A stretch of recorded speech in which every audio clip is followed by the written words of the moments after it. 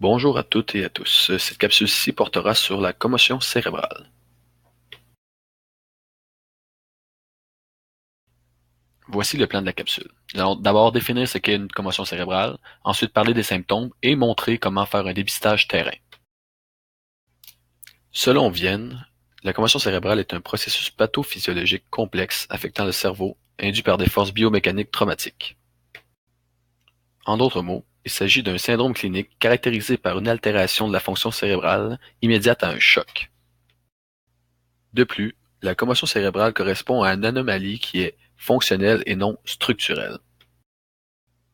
Il peut s'agir d'un choc direct à la tête, au visage ou au cou. Il peut également avoir une commotion cérébrale lorsqu'il y a un choc ailleurs sur le corps avec une force impulsive transmise à la tête. Par exemple, si une personne saute de très haut et atterrit sur les pieds, peut avoir une commotion cérébrale. Il est important de noter que malgré la diversité des impacts, les traumas engendrent habituellement des atteintes qui sont diffuses et multifonctionnelles. Maintenant, passons aux symptômes.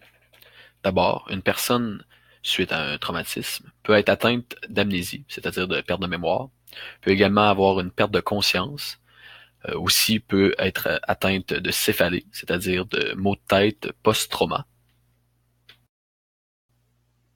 Il est également possible de souffrir de troubles d'équilibre, de nausées, de troubles de vision, de confusion mentale ainsi que de déficit cognitif.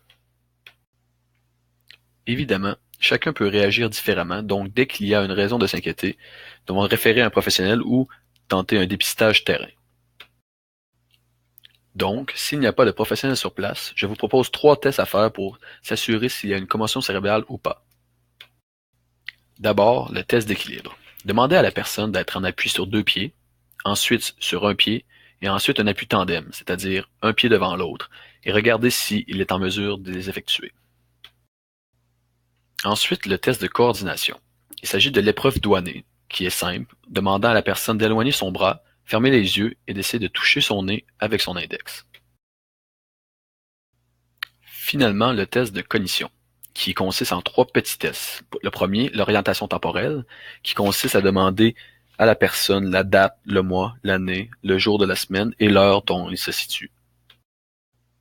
Ensuite, il y a celui de la mémoire immédiate qui consiste de dicter 5 mots à la personne et lui demander qu'elle les répète en ordre.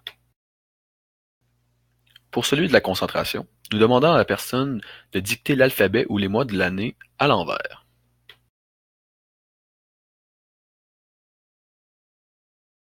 Created using Powtoon.